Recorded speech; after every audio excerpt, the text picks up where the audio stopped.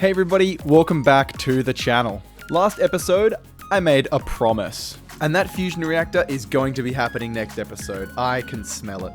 And with all of the preparation we've done, including gathering trinium, beryllium, and more, today is finally time for the fusion reactor. There'll be more stuff as well this episode, including our new movement speed, which I have to say is beautiful. But let's just get straight into it. Let's just start requesting some of the LUV superconductor, and we just need to scan a indium tin barium titanium cuprate wire, and then we get a data stick which we can give to our assembly line. And there are three things in this craft that we can't make right now. The first is this double plutonium-241 plate.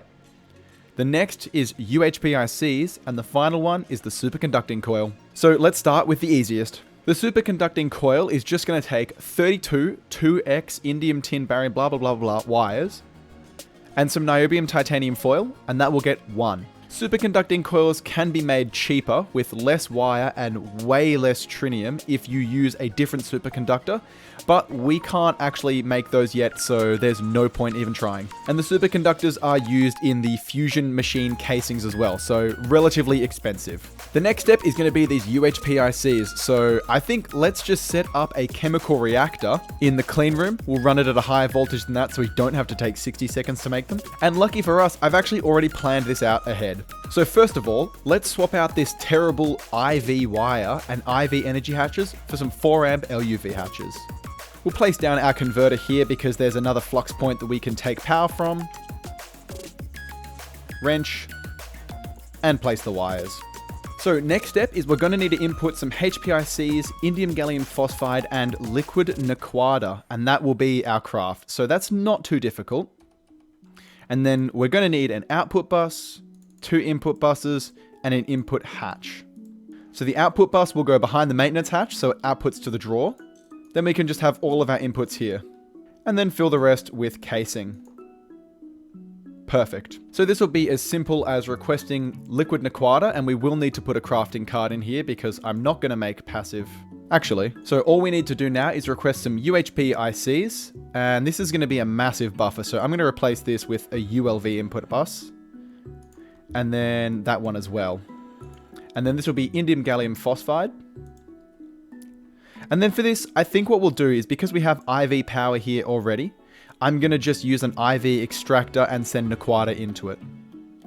So rather than crafting with our centralized extractor, we can just craft with a remote one. So we'll just request the components for an IV fluid extractor. Okay, so I have all of our ULV buses. So ULV hatch, ULV bus. We want a crafting card in the indium gallium phosphide because we don't passively buffer that. And what we will do is we will prepare our slots for the fluid extractor, which will require naquadah. So we'll request naquadah ingots, and we'll want to put a crafting card there so we can just request a bunch of them as they're needed. And then we'll run IV power here, make sure we give it its connection point. And then that'll be fine once we have the components. So I was just checking my battery as I usually do, and I saw that it was suddenly very, very low with 0 output. And that made me very confused. But I found where all the power's gone. For some unknown reason, my flux plug has decided to drain the entire battery into its buffer. All 50 trillion FE. So now we're just going to be able to fill up the entire buffer of the battery again and have that, it's just so silly. And a lot of people in the comments sections have been telling me about this ME enhanced pattern access terminal, which I didn't actually make. I made the regular pattern access terminal completely by accident and didn't even realize. So let's take one of those, craft ourselves a redstone lamp, request 3 of our golden processors or logic processors, and then get our enhanced pattern access terminal. And we can just place it where our other terminals are. And there we are. So this is the functionality that I was expecting. Being able to change the display modes, which is nice, but also being able to search by not just the name, the output of the pattern provider, but the name of the recipe. So that is just so much better, and thank you to the people who commented that. I will put your names on screen now. And I think while we're doing all of these upgrades to Applied Energistics, let's finally get some wireless access up in this base. It's 2024 and we don't even have Wi-Fi. So let's just start with the wireless crafting terminal. What do we need? We need either a wireless receiver, a dense energy cell, and a crafting terminal. And let's just encode the recipe for an energy cell as well, and a Fluix pearl, because I know we don't have those. So Fluix pearl is, well, that's really simple. Energy cell, I remember making these. Crafting terminal, that's fine. We need to make a regular terminal, also fine. And an illuminated panel, also fine. So that's all very easy. And we also need to make a wireless receiver. So if I want a wireless crafting terminal now, oh, I forgot the dense energy cell. That was smart. So we also need to be able to make a dense energy cell. So I should be able to request a wireless crafting terminal. Let's just replan everything. That should all make very quickly. I think that's just the mixer being slow. And there we go, wireless crafting terminal. So it's obviously not going to work until we link it. So I think we need to make a wireless access point. Would make the most sense. So let's just request those two parts. And I think we can stick these anywhere. I think I might just put it here. Just feels like the right spot. And let's put some range boosters in here. So I know about the infinity range booster. So because we have netherite and nether stars, also we can make ender eyes, or eyes of ender. Let's get the infinity range booster. And then we just need to be able to make the wireless booster. Also very easy. Let's just request an infinity range booster. Shouldn't be too difficult at all. And let's see how much energy it uses. It increased it by 1. This must be the world's most efficient Wi-Fi. I'm pretty sure to link this we need the security channel. So let's just make the ME chest. Needs to make a terminal, of course. And then whatever this is requiring, the 16K ME storage and an engineering processor. It's nice and fast. Okay, now it's linked. And there we are. We have access to our applied energistic system. So let's go by number of items. We'll go descending so we can see the most. And we'll go for a full-sized terminal. And this is perfect. And what's really nice about this is because of our flux networks, we have wireless charging enabled, which is why our boots are always full power and why now this is going to be full power. So we don't really need these backpacks anymore, but I'll keep them around because I'm old-fashioned.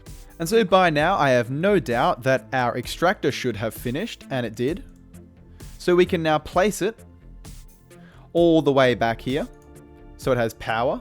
We'll need a conveyor for import, and then we'll need a fluid output for into the chemical reactor. And so we are going to be capped at 7. Well, actually, that's really slow. So I think we need 3 ingots for a single HPIC or UHPIC. So I think that's 20 seconds per, which isn't too bad. So now that these are on, let's watch them fill up. There we go. And at ZPM, it takes 15 seconds to craft. Our HPICs regularly now take 4 seconds, which isn't bad at all. And I think what we're going to do is, because I know HPICs are going to be used in insane quantities, we are just going to let it buffer 512. Which means 1 copper upgrade and 1 iron downgrade. Like so. So 512. And I think what we'll do is we'll do the same here for HPICs. So we'll let it buffer 512. Beautiful. So now we can take UHPIC wafers off of our list. We'll add a cutting recipe and place that in our brand new 4X Elite cutters. I know we could make the parallel one, but I just figured that this would be simpler because I really am lazy. Also, do you like the new helmet? I don't particularly. And so now the last component that we can't make is this double plutonium-241. And the reason we can't make it is because we don't have any plutonium-241. So how do we make this? We can centrifuge plutonium-239 for a 20% chance. And there's no good way to make plutonium-239 last time I remembered. So it looks like we'll go back to centrifuging uranium-238, I believe, to get as many tiny piles of plutonium as possible. And luckily, we've been buffering up a lot of uranium-238, and we have quite powerful centrifuges in the base. So powerful, in fact, that this centrifuge is running at ZPM. So let's just throw it in and see how quickly it goes through. I think that did the wrong centrifuging. It sure did. It made uranium-238. I don't like that there's this recipe conflict. That's not very useful, is it? So I guess we have to put them in one at a time. Well, this isn't annoying at all. Okay, I got it. There we are. So now all I have to do is just continue to put in the uranium dust, and hopefully from this batch craft we'll get enough plutonium. It's soul-crushing work, but someone needs to do it. So that has genuinely only netted us 9 full piles of plutonium dust. Luckily for us, we only need 2 pieces of dust. And because we're running at ZPM, hopefully we've increased our chances enough to get enough 241. There we go, we've actually got 10 pieces now. We've just got to let this centrifuge run through its PGS dust for now, and then we'll put the plutonium in. We've managed a hefty haul of uranium-235 though, that's kind of nice. And here we go, plutonium dust being centrifuged. Thank goodness for that. We can actually make 2 fusion reactors with that now, that's helpful. So all we have to do is run this through a furnace to get plutonium-241, and there's 4 ingots, and then we go to our bender, our circuit 2 bender for double plates, and then we just throw that through. All done. And we can see 2 double plutonium plates. So the last step is, do we have our indium tin barium cuprate? We do. Let's go scan. We'll just scan the wire, 60 seconds, and plan out the recipe. So it's going to take 4 ZPM circuits, 2 IV field emitters, 64 UHPACs, a double osmiridium plate, and a superconductor with, I think that's 6 or 7 buckets. Yeah, okay. 6 or 7 ingots, that is. So we don't need to put the data stick in the recipe. The only thing we can't make right now is the liquid niobium titanium. These are 4 circuits, and that's it. Liquid niobium titanium is just extracting an ingot. We'll put it in the extractor, and then put the fusion computer in with the assembly line pattern provider. Now we have our data stick, put that in the hatch, and now we can request the fusion reactor. Although it appears that I haven't set the recipe for the UHPACs. Yep, everything else is working. And all we're missing, it's kind of hard to see, is just a storage bus down on the drawer, set to extract only to UHPACs. Just reconnect this wire, and wait for it to buffer 32. So let's look at some of the other components required to make the fusion reactor, and it is the fusion glass and the fusion machine casings that are going to be the next parts. So fusion glass is an LUV assembler in the clean room, which we don't have, but that's fine. We're going to need PBI, iridium reflectors, and Naquata plates. So Naquata plates are simple, just bending an ingot. And then the iridium neutron reflector is going to be more difficult. So we need liquid tin alloy, which we can make, double beryllium plates, and double tungsten carbide. So again, just bending, simple as that. Those are the wrong beryllium ingots actually, which means we don't have a smelting recipe for beryllium. So we'll need to make sure that we set beryllium dust to beryllium ingots, and then double tungsten carbide plate. Just make sure that's set to 2. Perfect, that's fusion glass taken care of. Now fusion machine casings, we can make everything except the iridium reflector, so that's actually super simple. Let's just set a pattern for the elite assembler, and just request one so we can put it in the clean room. That shouldn't be too expensive. And we have 33 UHPACs now, so let's request the fusion reactor. It's beautiful, isn't it? Soon, we'll have the power of the sun in the palm of our hands. So let's just send it and see how much this is going to take. So we need 31 fusion glass and 48 casing with 4 extra coils. So I've already forgotten that. Was that... Am I stupid? 31 glass, 48 casings. My gosh, that is a lot of materials. And we need 4 extra superconducting coils. Well, all of that is going now. Let's just see how long it takes. Spoiler alert, it's going to take a while. Good luck, I'll see you soon. So here's something fun with a capital PH.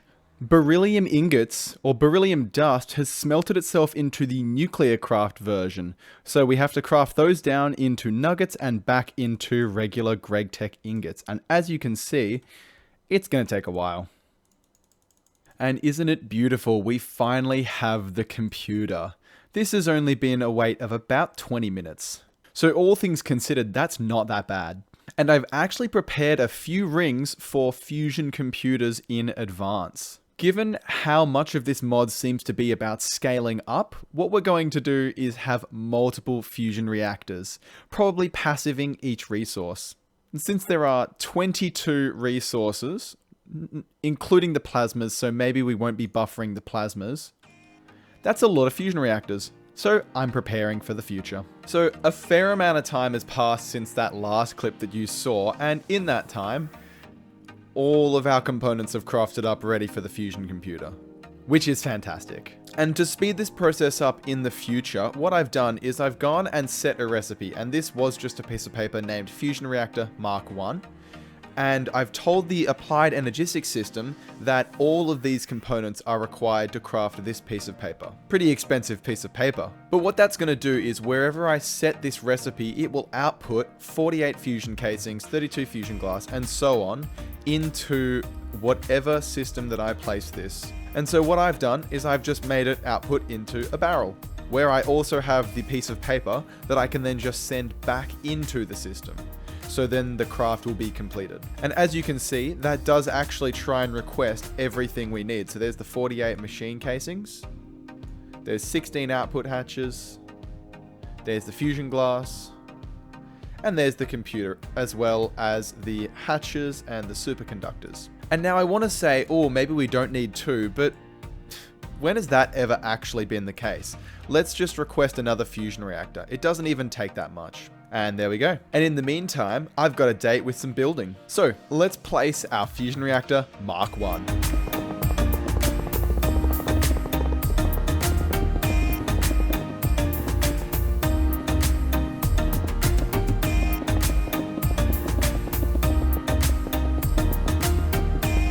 And what a job well done. We finally have a funny Gregtech donut. And with how beautiful they are, I can't wait to see this entire area full of them. And wiring this up is definitely going to be the least fun part of it, but I have an idea on how I can make it look semi-decent. So it's a little bit difficult to see, but I think what we're going to do is we're going to have input hatches and output hatches grouped up, just like this. So we have a set of 4 ready to go. We can then do that on the other side as well, which is going to look like this. And this is where I think it may get a little bit tricky.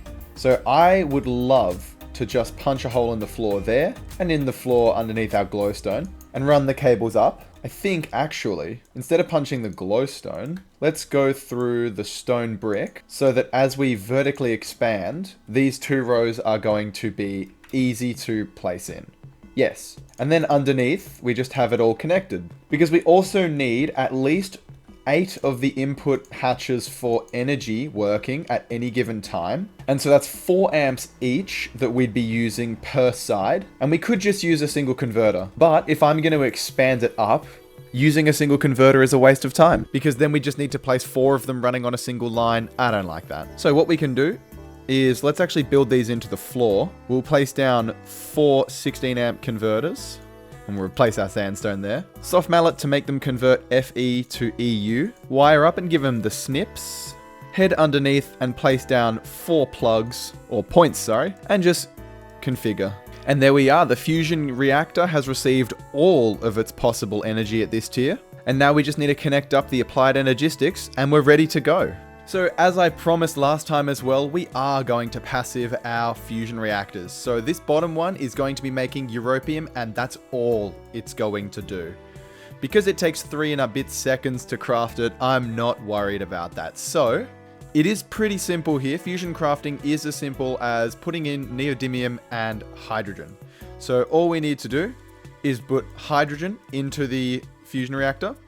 And then we're going to go for some liquid neodymium.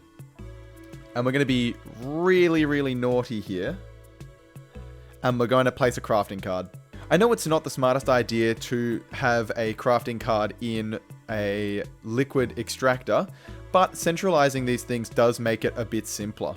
For instance, right now we are just extracting a lot of trinium, but if we want to prioritize things like liquid neodymium, which we know we use a lot of, same with things like our vanadium gallium and our naquata, because these are all things that we need to constantly be crafting.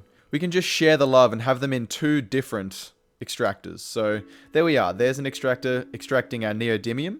If we head back to the fusion reactor, it is running perfectly. 3 seconds, so yeah, still 3.2 seconds. And now we see we are starting to get some liquid europium, which we can check off our to-do list here in the quest page. So what does that even allow us to do? Europium is used to make the crystal chips, or the raw crystal chips in our clean room for the crystal circuits. That's fantastic. It also finally unlocks ZPM components.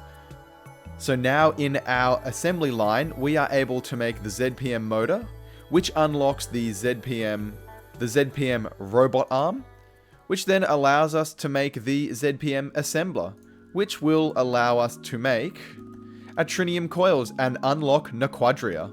And the trinium coil is the next upgrade that we need for our blast furnaces, which will allow us to move into the proper ZPM era with dragon steel wires and databanks research and HPCAs, which I remember from the last series, and it was a pain in the ass. And with another fusion reactor on the way, we're going to be able to unlock so much more in the future. So some of those things that we've unlocked is we do have a new plutonium recipe, which is zinc and xenon, which we can make, and that just cheapens our plutonium crafting, as well as uranium-235 if we really wanted to. We can also make duranium, which is gallium and radon, uranium, which is gold and aluminium, and osmium if we were really short on it with copper and silver. And uranium is a fantastic tool material, having an insane amount of crafting potential. It's used in whatever this is. And the most important part of it actually is that in the Mark II fusion reactor, it's used to make tritanium. And tritanium is all of our UV components. And circuits, apparently. But I'll be honest, I don't have the energy to do all of that alongside getting the fusion reactor. So how about we say goodbye for this time, and we do all that next episode. We've had a lot of fun today getting the fusion reactor and increasing our ability to do things with new armor and new tools. Having Wi-Fi is great. Now I can really live out my dreams as an iPad kid. And look at that, we're starting to finally see power numbers in the 10 millions, and the battery is continuing to recharge as every time I log in, it drains the power into the flux plug. But with that all being said, I'm going to continue this project off camera, and I will see you next time. Thank you all for watching. I hope you enjoyed. If you did, you know what to do. The like and subscribe buttons are down below. And make sure you tune in next time for another episode of Star Technology. Bye bye.